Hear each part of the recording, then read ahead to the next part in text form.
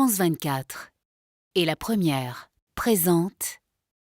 Bonjour à tous, bienvenue dans Outre-mer l'Hebdo, émission consacrée à l'actualité des territoires ultramarins. À la une, près de 12 tonnes de cocaïne saisies dans les eaux polynésiennes depuis janvier. Dans un instant, nous verrons que la lutte contre le narcotrafic s'intensifie. A tout de suite.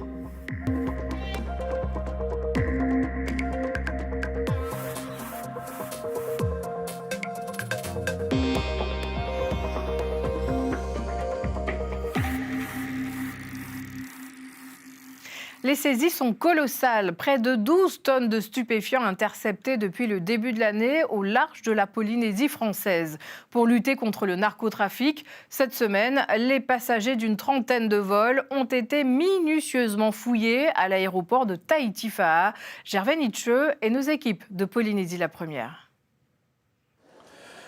Dans la salle des bagages, 70 agents des douanes, de la police nationale et gendarmes sont fortement mobilisés. La vigilance est au maximum. Rien ne doit passer entre les mailles du filet. Pour cette vaste opération de contrôle à l'aéroport de Tahiti, les unités déployées bénéficient du renfort de 6 chiens, dont Jack, un chien spécialisé zombie de la gendarmerie nationale. Il est entraîné, donc il a le cannabis, héroïne, cocaïne, méthamphétamine, billets, armes et munitions aussi. Jack, cherche. Hop. Cette opération de grande envergure s'inscrit dans le plan de lutte contre les stupéfiants. Un plan piloté par le Haut-Commissariat de la République en Polynésie française, avec pour objectif maintenir une pression constante sur les trafiquants dans les plateformes aéroportuaires et maritimes, au départ comme à l'arrivée. Les maires, notamment les maires des îles, des archipels, nous ont dit qu'il y avait besoin de contrôler aussi les voies d'accès par avion ou par bateau dans ces îles. En ce jour de départ en vacances, de nombreux passagers ne semblent guère s'offusquer de ces contrôles, bien au contraire. Je pense que c'est super top parce que j'ai bien vu sur les infos, surtout sur Facebook en ce moment, ils ont retrouvé beaucoup de drogue en Polynésie. Et je trouve, surtout pour protéger nos îles et Tahiti aussi en général, c'est super important pour nous, la jeunesse surtout. La Polynésie française est depuis le début de l'année confrontée à une réalité préoccupante, l'accélération des trafics de drogue. Début février, près de 500 kilos de cocaïne ont été saisis par les douanes polynésiennes. Une saisie record sur ce territoire français du Pacifique. Le 21 février, journée internationale de la langue maternelle, une journée pour promouvoir la diversité linguistique et culturelle. En Nouvelle-Calédonie, de plus en plus d'élèves choisissent d'apprendre une langue régionale. Reportage à Dimbéa, Natacha Lassos-Cognard et Cédric Michou. Ces élèves du lycée d'Ikikewe avaient le choix entre l'espagnol, le japonais et une langue régionale. Ils ont choisi le djéou. Ici, pas de français, les cours se font uniquement en lifou. Pour assimiler le vocabulaire et les phrases en djéou, les élèves travaillent seuls ou en groupe. Normalement, en écoute, on a 3 écoutes.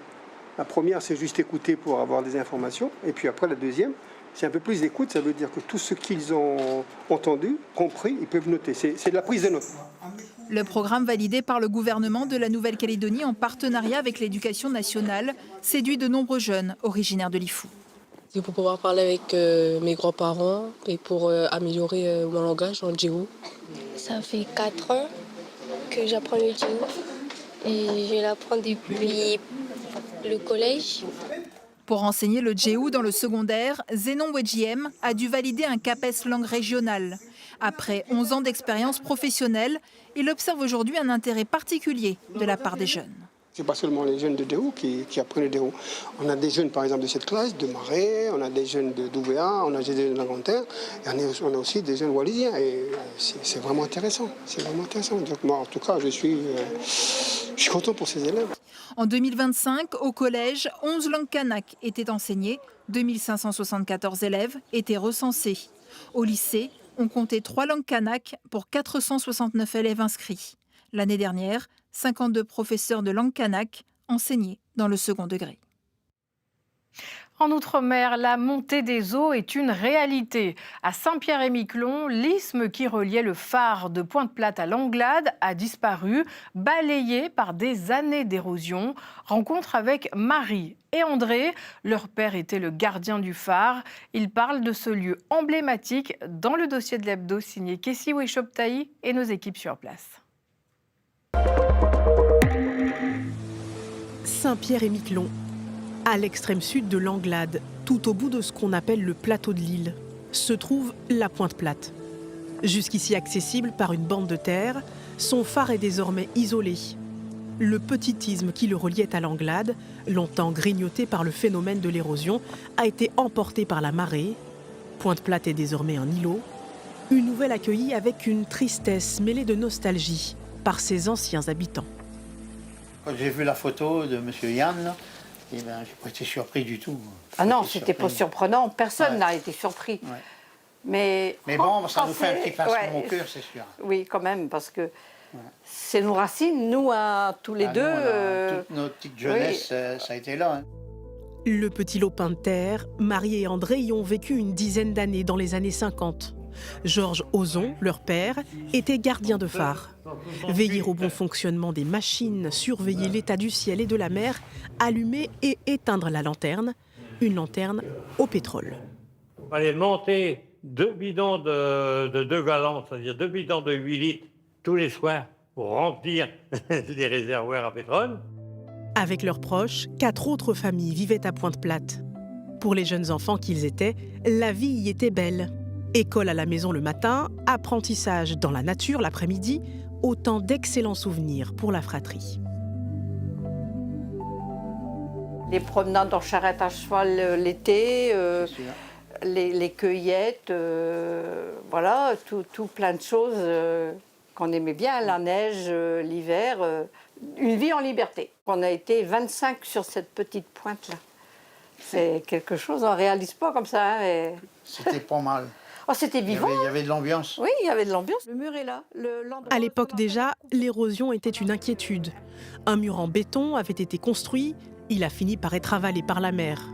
Comme les gabions, sur cette photo de 2024. Ça fait mal au cœur. Ah, ça fait mal au cœur, oui, c'est sûr. Oui. On aurait bien aimé ne pas voir ça, mais... Ouais. Et on peut toujours se réconforter en disant qu'il y a pire comme conséquence du réchauffement climatique, mais voilà.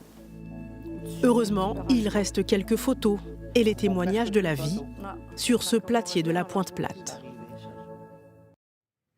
Comment lutter contre le gaspillage alimentaire? À La Réunion, les restaurants universitaires ont misé sur l'intelligence artificielle pour peser les restes des plateaux repas et adapter les quantités, une façon de sensibiliser les étudiants. Henri Claudelma et Alexandra Pêche. Les étudiants mis au régime écologique. Dans 2 des restaurants universitaires du Moufia, grâce à cette machine, ils pèsent et en quelque sorte déclarent les restes de leur repas. En moins d'1 seconde, votre plateau est pris en compte et c'est OK. On regarde ce que nous laisse dans l'assiette pour voir si prochainement nous fait en moins quantité ou même nous change, non? Le Centre régional des œuvres universitaires et scolaires veut lutter contre le gaspillage alimentaire. Il produit chaque jour en moyenne 3000 repas pour les campus nord et sud. Et voilà, un petit peu de légumes? Non, merci. Bon appétit, bonne journée, bonjour. Le Crous a eu recours à l'intelligence artificielle pour nourrir son ambition. Tous les jours, on a une plateforme à notre disposition sur laquelle on peut avoir la quantité de déchets jetés, mais également la nature des déchets qui composent les plateaux. À partir de ces données, on va pouvoir nous réajuster les menus, peut-être aussi revoir les portions servies, les portions produites. Les invendus font aussi l'objet d'une pesée en fin de service via une borne spécifique côté cuisine. Agents comme étudiants sont ainsi sensibilisés. Si on ne voit pas ce qu'on gaspille, on peut dire « Ah, ben, elle n'est pas grave, Miguel jette ça, personne ne sait voir ça ». Mais maintenant que nous avons cette machine-là, on peut se dire bah, « Je vais essayer de changer toutes bonnes habitudes ». Les premiers résultats, depuis janvier 2026, font apparaître un taux de gaspillage de 10%, 60 grammes par plateau. Le Crous vise les 40 grammes maximum. ce qui signifie aussi qu'il produira moins de compost. Actuellement, les déchets alimentaires sont valorisés ici même et utilisés dans les espaces verts du campus. Pour finir, je vous propose une randonnée dépaysante et sportive. Au nord de la Martinique, à Joupabouillon, se trouve une cascade revigorante baptisée les Gorges de la Falaise. Avant d'y accéder, escalade, glissade et saut vous attendent. Regardez plutôt le reportage de Sanga Fagour et Christelle Sivat.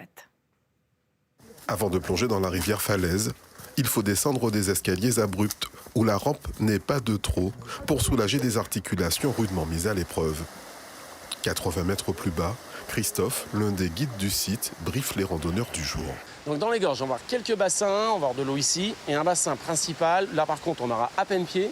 Vous avez une main courante sur la droite, une petite cascade et une échelle de 3 mètres à monter. C'est parti pour une remontée de rivière hors norme, les pieds dans l'eau, entre deux parois de plusieurs dizaines de mètres de haut. Un environnement propice au développement de certaines espèces endémiques. En haut de la paroi, nous avons une grotte. Il y a une petite chauve-souris qui passe, et la chauve-souris donc s'appelle la murin. Deux petites chauves-souris, comme ça. Elle est endémique, elle n'existe que sur la Martinique. Donc bien sûr, très protégée. Dans des passages parfois très étroits, la progression alterne entre faibles cours d'eau, débits plus élevés, marche au sol ou escalade, le tout dans une eau à 20 degrés. Au bout de 30 minutes de marche, la cascade Falaise. La cascade est magnifique, elle est violente. On se met en dessous, faut se supporter. Mais non, c'est magnifique, il n'y a pas d'autre mot. Owen, 17 ans, est le deuxième guide du site. Depuis 2 ans, il s'enfonce plusieurs fois par semaine pendant de longues heures entre les gorges de la Falaise. Au fil de la journée, on est un peu froid, mais ça va. De retour au point de départ de la visite guidée, les avis sont unanimes. Ça fait du bien, ouais. S'en libérer. Puis la nature est super jolie autour. Oh, c'est génial. Ah, ça fait trop du bien. L'eau est super fraîche. Avec la chaleur qu'il fait ici, c'est incroyable. Ça détend. C'était avec grand plaisir de vous avoir accueillis. Donc maintenant, il vous reste le plus difficile, c'est la montée. Et c'est la fin de cet hebdo. Merci de nous avoir suivis. Pour le revoir et suivre l'actualité des Outre-mer, rendez-vous sur france24.com et la première.fr. Très belle journée ou soirée.